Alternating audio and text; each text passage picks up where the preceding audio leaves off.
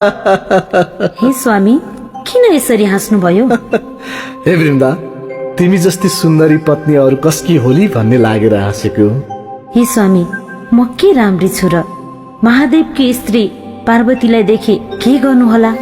हे स्त्री, यो कुरा सत्य हो? हो नि। ए, त्यसो भए म पार्वतीलाई छल्न जान्छु। यति कुरा गरी मायाले महादेवको रूप धारण गरी कैलाश पुग्यो अनि पार्वतीले ध्यान दृष्टिले विचार गर्दा आफूलाई छल्न महादेवको रूपधारी जालन्धर आएको थाहा पाई द्वासी महादेव राजहंसहरूका राजा भएर मान सरोवरमा अनेक हंसका साथ जल क्रीडा गरिरहनु भएको थियो।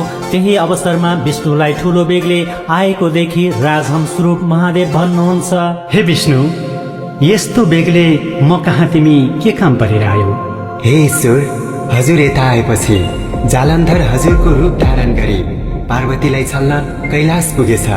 यो थाहा पाई पार्वती त्यहाँ छोडी कसैले नदेख्ने स्थानमा लुकी मलाई डाक्नुभयो अनि म सारा विस्तार बुझी यहाँ आएको हुँ। प्रभु विष्णु, अब म कैलाश जान्छु। तिमी वृन्दा कहाँ गएर त्यसको पतिव्रता धर्म नष्ट गरेर आऊ।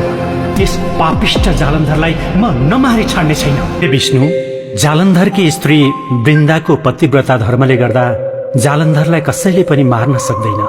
अतः तिमी आफ्नो मायाले छोपी जालन्धरको रूप धारण गरेर अन्तपुरमा गई वृन्दाको सतीत्व लुटा। हुन्छ ईश्वर, म अहिले जान्छु। उता विष्णु जालन्धरको रूप लिएर अन्तपुर पुगे। जालन्धर रूप विष्णु आएको देखेर वृन्दाले स्वामी आए भनी, हे स्वामी, पार्वतीलाई छल्न जानु भएको के गरेर आउनुभयो?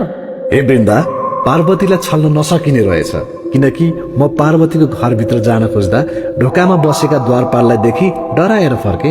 यसरी कुरा गर्दा गर्दै वृन्दाले यी मेरा स्वामी होइनन्, विष्णु मलाई छल्न मेरा स्वामीको रूप धारण गरेर आएका रहेछन् भन्ने जानी अब मैले केही युक्ति गर्नु पर्यो भनी हावभाव कटाक्षले विष्णुलाई बसमा पारेर भनिन्, हे सुनाएसम्म यही बसिरहनु होला भनी विष्णुलाई कोठामा थुनी आफै अर्कै घरमा गएर बसिरहिन्। उता महादेवले विष्णु गएको यतिका दिन भइसक्यो तैपनि किन फर्केनन् भनी ध्यान दृष्टिले विचार गरी पार्वतीसित भन्नुभयो, हे गिरिजे, वृन्दालाई छल्न गएका विष्णुलाई उसैले छली कोठामा थुनिरहेकी छ।